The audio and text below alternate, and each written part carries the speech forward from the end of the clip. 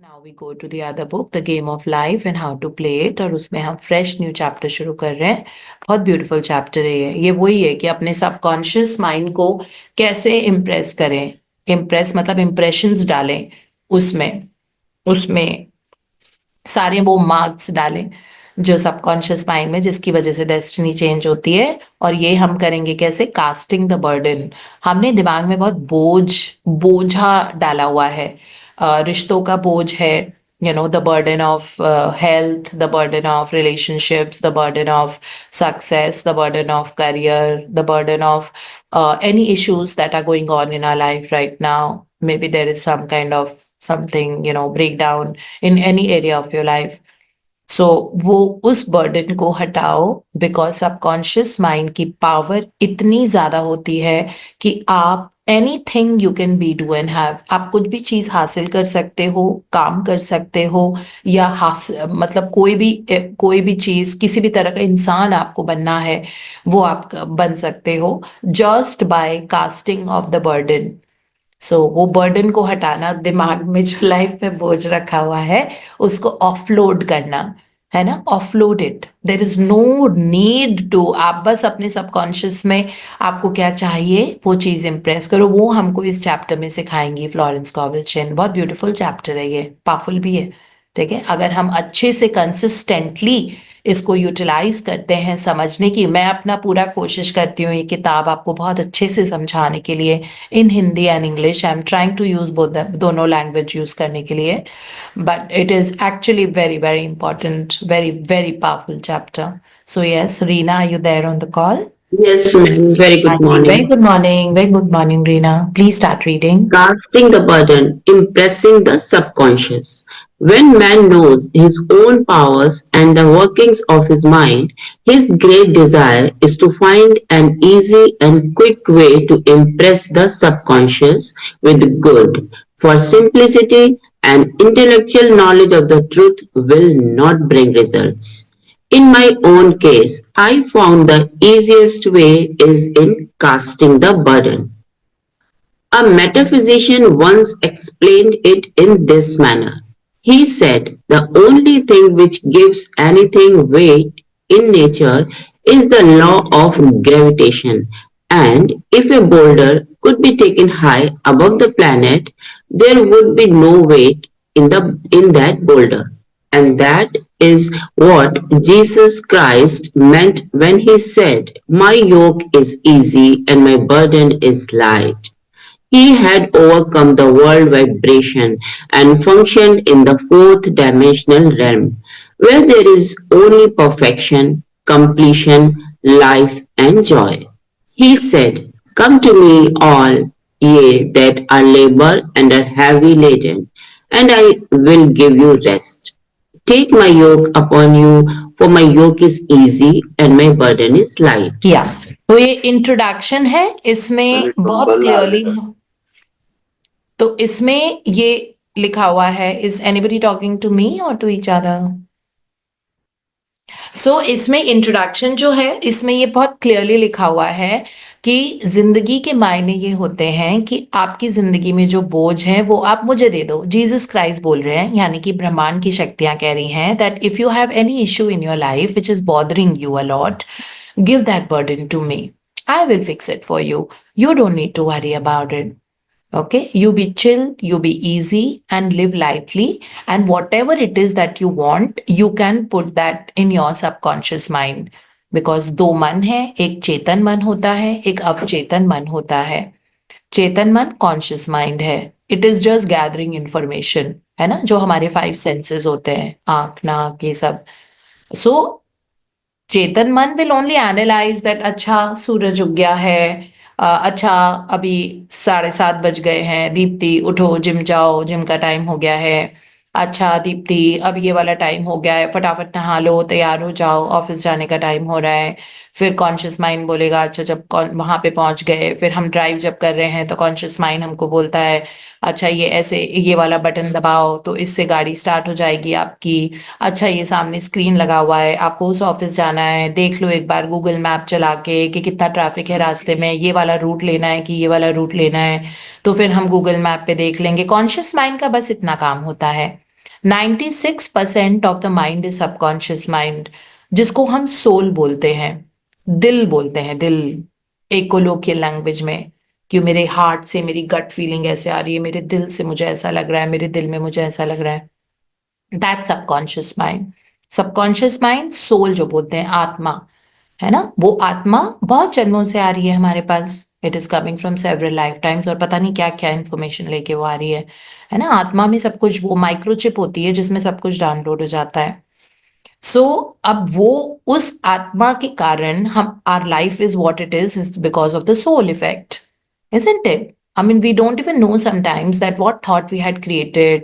हम, हो सकता है बचपन में कहीं गए, हमने एक एक्सीडेंट देख लिया, वो इमेज के फॉर्म में हमारे सबकॉन्शियस में कैप्चर हो गया।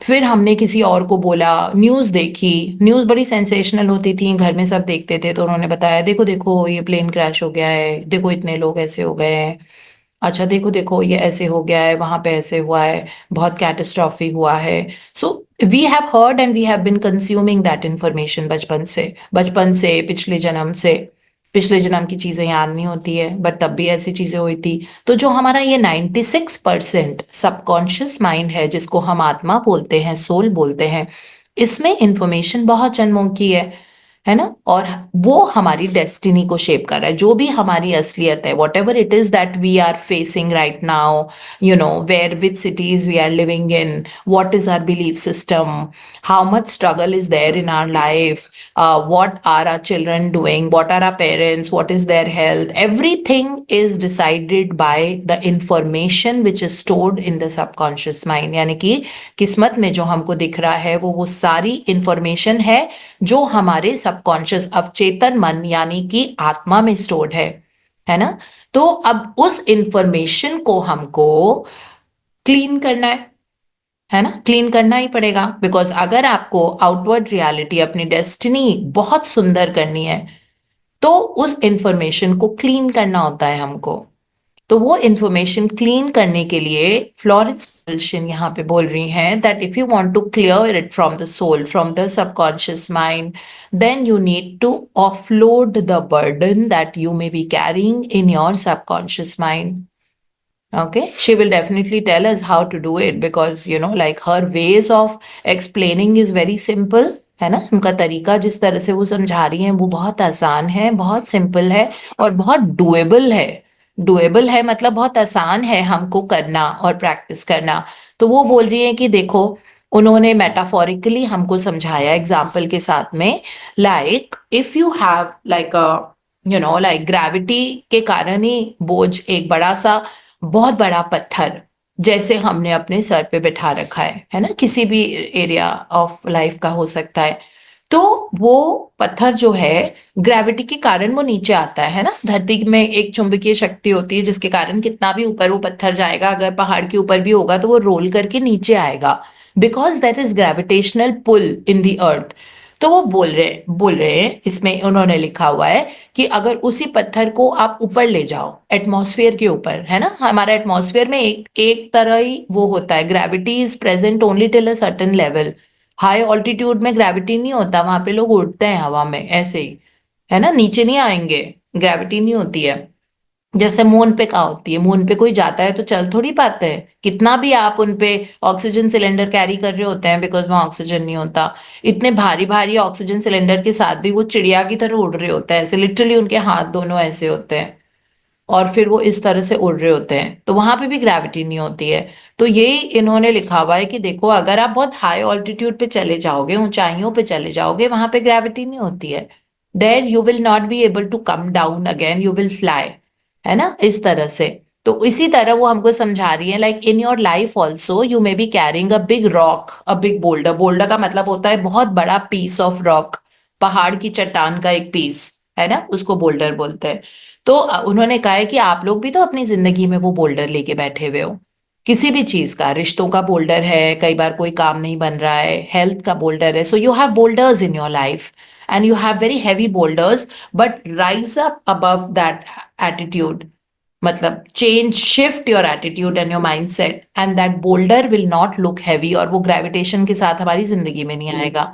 तो वो यही बोलती है कि आप फोर्थ डायमेंशन में चले जाओगे, है ना। थर्ड डायमेंशन ये 3D dimension, third 3D effect होता है जो आपको दिख रहा है। फोर्थ डायमेंशन होता है सारा एनर्जी का खेल है, सब एनर्जी का खेल है। एनर्जी का खेल तो हम समझ ही गए, है ना, क्योंकि हम बहुत टाइम से अपनी जो सेकंड बुक्स कर रहे हैं उन सब में एनर्जी फ्रीक्वेंसी वाइब्रेशन को चेंज करने की बात की है। मेटाफिजिकल चीजें उसमें कहा है that even if you have disease in the body right now, it is because of some thought that you are vibrating at a negative energy of having a grudge और a resentment against someone which is giving you this problem in your body, है ना। ये सारी चीजें अब हम बहुत अच्छे से समझ गए।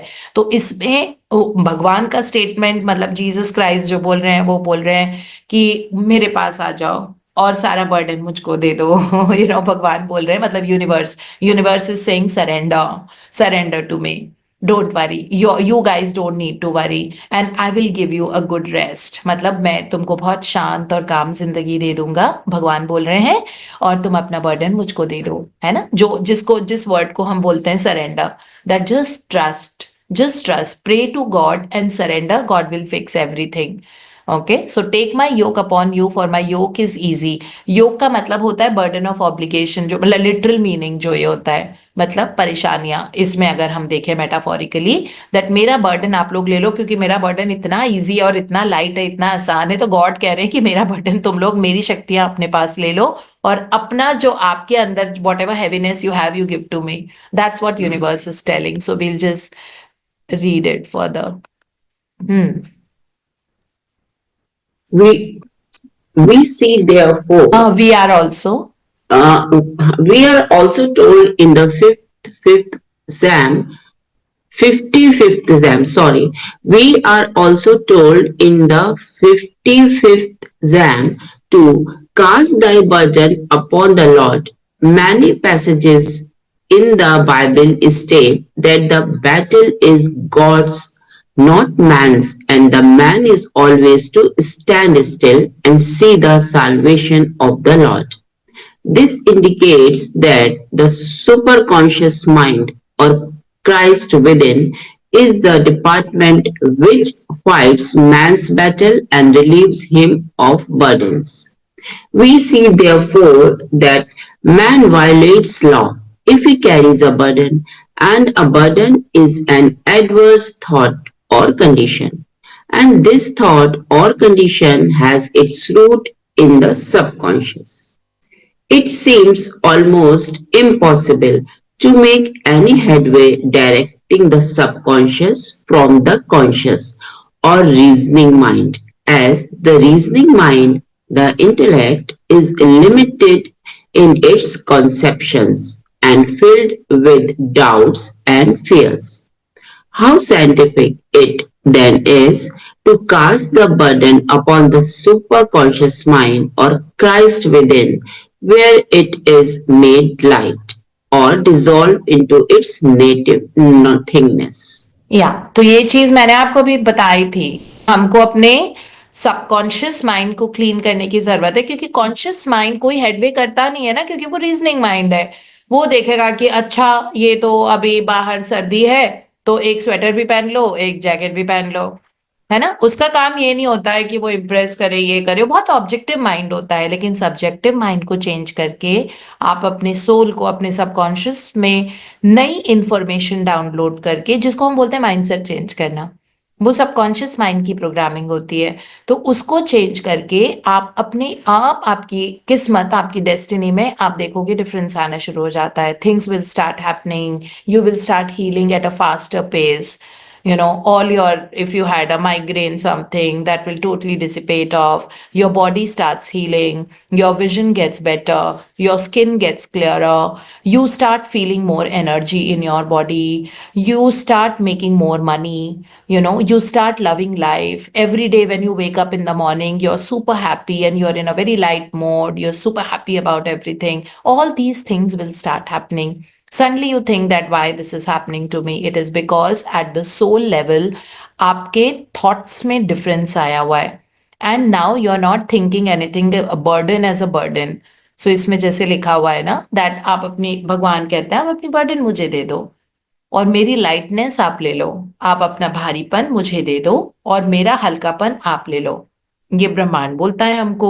और सुपर कॉन्शियस भगवान की जो इन्फिनिट शक्तियां होती हैं, all that is inside us, it is just that we don't know how to switch it on, है ना। So we have to learn how to lead our life. Pretty much we know, because आप लोग जो 2-3 महीने से ज्यादा sessions में हैं और स्टडी हम साथ करते हैं, so you must have observe that your life has shifted in some veg.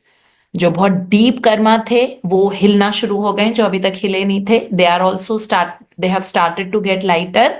और जो बहुत सुपरफिशियल कर्मा थे, आते थे जाते थे, वो काफी कुछ चेंज हो गए। So there is not too much of worry in your life now, है ना। So that's what it says, that how scientific it is then to cast the burden upon the super consciousness, यानी कि भगवान को। सो infinite intelligence हमारे अंदर है, इसका मतलब होता है क्राइस्ट विद इन। तो मतलब बाइबल में ऐसे लिखा है ना, awake to the Christ within. So Christ, Jesus Christ that is, है ना। तो हमारे अंदर भी जीसस क्राइस्ट है, हमारे अंदर ब्रह्मांड की शक्तियां हैं, हमारे ही अंदर सब है, हमारे ही अंदर है।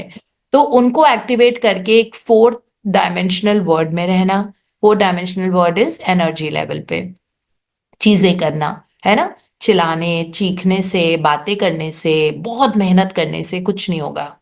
वाइब्रेशन अपनी चेंज करो, एनर्जी लेवल पे चेंज करना, मतलब just become easy about your life. Shake off all that burden. I told you, do this. This is a very powerful exercise. Shake it off. Say that I'm shaking off all my problems and worries. Whenever there's a problem and worry, just shake it off.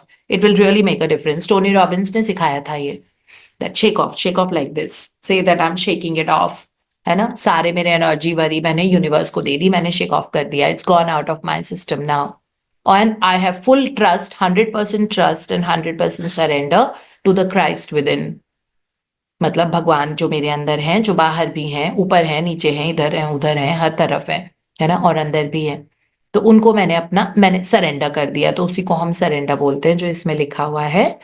तो इसीलिए fear होने की, doubt होने की, परेशान होने की कोई जरूरत नहीं है। Tell God that God you need to fix it, this is what I want and I want to achieve and I will be in good alignment. मतलब मैं अपनी एनर्जी को, तो मैं अपने आप को बोलूंगी कि मैं अपनी एनर्जी बहुत अच्छी करके रखूंगी, मेरा ये इशू है, आप इसको फिक्स कर दीजिए, I surrender it to you, I trust you and I give thanks. छुट्टी, खत्म बात वहीं पे, है ना। तो परेशान होने की कोई जरूरत नहीं है। हाँ जी रीना, आगे बढ़िए। For example, a woman in urgent need of money made light upon the Christ within the superconscious with the statement, I cast this burden of lack on the Christ within and I go free of have plenty. The belief in lack was her burden, and as she cast it upon the superconscious with its belief of plenty, an avalanche of supply was the result. We read the Christ in you, the hope of glory. Another example, one of my students had been given a new piano and there was no room in her studio for it until she had moved out the old one. She was in a state of perplexity. She wanted to keep the old piano but knew of no place to send it. She became desperate as the new piano was to be sent immediately. In fact, was on its way with no place to put it. She said it came to her to repeat, I cast this burden on the Christ within and I go free. A few moments later, her phone rang and a woman friend asked if she might rent her old piano and it was moved out a few minutes before the new one arrived. I knew a woman whose burden was resentment. 1 second Reena, ये दोनों example मैं बता देती हूँ एक बार। इसमें अभी 2 लोगों के एग्जाम्पल है। एक लड़की थी who wanted a lot of money, मतलब एकदम से कोई ऐसी जरूरत आ गई थी कि उसको बहुत पैसा था। तो उसने अपने आप को, उसने प्रे कैसे किया, पैसे के लिए प्रे नहीं किया, उसके अंदर लैक भी था ना, लैक ऑफ मनी था and she wanted more money. तो उसने कहा कि आई गिव अवे, मेरा जो ये लैक है ये मैं आपको दे रही हूँ। भगवान को कहा आई गिव दैट लैक वो and I live in the plenty. और इस तरह से प्रे कर करके उसके पास उस चीज के लिए पैसे आ गए। ठीक है। फिर दूसरा एग्जाम्पल इसमें है उस लेडी का जिसको नया पियानो मिला। ठीक है, नया पियानो मिल गया, गिफ्ट में मिला, जैसे भी मिला, इसमें लिखा नहीं हुआ है, बट उसको नया पियानो मिला क्योंकि वो पियानो प्लेयर थी। Now she also had a old piano अपने घर में, है ना, पुराना भी तो पियानो रखा हुआ था। अब उनको था कि घर में जगह बहुत छोटी थी, and we all know that piano occupies a lot of space. So now she was in a dilemma that मैं अपने पुराना पियानो, मुझे ऐसे मतलब I don't want to sell it off और एनीथिंग, और I want to keep this also, and now ये नया पियानो भी आ रहा है, मैं इसको रखूं कहाँ? When she said she surrendered, God is making the way for the new piano in my house. तो भगवान को उसने सरेंडर किया कि ये भगवान जगह बनाएंगे, मैंने कुछ नहीं करना है इसमें। एंड द फोन रैंग, और उसकी कोई जो भी थी जान पहचान वाली, उन्होंने कहा कि आप मुझे अपना पुराना पियानो प्लीज रेंट पे दे सकते हैं, because I really need it. और उन्होंने अपना पुराना पियानो उसको दे दिया, अपनी फ्रेंड को, minutes before the new piano arrived. मतलब नया पियानो आने के जस्ट पहले ये सब हुआ, है ना। सो इस तरह से ये दो एग्जाम्पल हैं दैट अपना बर्डन कास्ट कर दो to the God within, don't carry that burden, that is what it means. And फिर हम नया वो पढ़ते हैं। हाँ जी, नया एक्सपीरियंस किसी का। I knew a woman whose burden was resentment. She said, I cast this burden of resentment on the Christ within, and I go free to be loving, harmonious, and happy. The Almighty Superconscious flooded the subconscious with love, and her whole life was changed. For years, resentment had held her in a state of torment and imprisoned her soul, the subconscious mind. The statement should be made over and over and over, sometimes for hours at a time, silently or audibly, with quietness but determination. I have often compared it to winding up a Victrola. We must wind ourselves up with spoken words. I have एक noticed. Second, ये एक और example है एक female का, जो बहुत ज्यादा, उसको ना एक पर्सन पे बहुत ज्यादा रिजेंटमेंट था, उसको बहुत हेट करती थी वो, ग्रज था अ, उस पर्सन के अगेंस्ट। तो उसको ये पता लग गया था क्योंकि वो फ्लोरेंस कॉवल शिन की स्टूडेंट थी। तो उस फीमेल को ये पता था कि मेरी जिंदगी इसीलिए आगे नहीं बढ़ रही है बिकॉज मुझे उस पर बहुत गुस्सा आता है, जो भी इंसान था, मे बी एक्स हस्बैंड होगा, कोई होगा, या जो भी है। तो वो कहती थी कि मुझे उससे इतना ज्यादा ग्रज है कि मुझे मतलब पूरे टाइम उसको मैं भूल ही नहीं पाती, उस पर गुस्सा नहीं कर पाती। बट क्योंकि वो फ्लोरेंस स्कॉवलशिन की स्टूडेंट थी, उसने ये कहा दैट मेरे अंदर जो ग्रज है उसके अगेंस्ट, जो द्वेष है, गुस्सा है, इरिटेशन है, मैं क्राइस्ट को समर्पित कर रही हूँ। I am giving it to the universe, I am giving it to God, and I go free, happy and harmonious and chilled out. Okay, तो मेरे अंदर का गुस्सा मैंने दे दिया, मैंने यूनिवर्स को दे दिया, मैंने गॉड को दे दिया। मुझे गुस्सा नहीं रखना अपने अंदर, कुछ भी नहीं रखना, नेगेटिविटी, सारी नेगेटिविटी मैंने अपनी जिंदगी की भगवान को दे दी, वो फिक्स करेंगे, ये उनका काम होता है। I am free, I am loving, I am harmonious, I am happy, है ना। जब वो जैसे ही आप वो दे दोगे, आप सोचो कि आपने सारा बर्डन ऑफलोड करके गॉड को दे दिया है, और अब आप free, loving, harmonious and happy हो।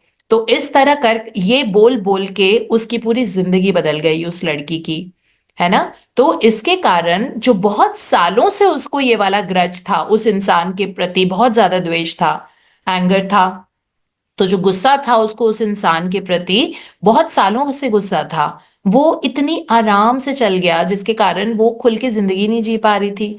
क्योंकि हर चीज, कहते हैं ना, अगर आप ग्रज का चश्मा पहने हुए हो तो आपको सब कुछ उस ग्रज के थ्रू ही नजर आएगा, है ना। किसी से द्वेष है, गुस्सा है, तो आपने गुस्से का चश्मा पहना हुआ है तो आपको पूरी जिंदगी में वो ही नजर आएगा। जहां पे भी, क्योंकि चश्मा तो आपने पहना हुआ है ना, तो वो चश्मा उतार के दे दो, दे दो भगवान को कि ये गुस्से का चश्मा है मेरे अंदर, ये चश्मा मैं आपको परमानेंटली दे रहा हूँ, दे रही हूँ, है ना। इस तरह से I am giving it to you, and now you become free, है ना, light, happy, harmonious and loving.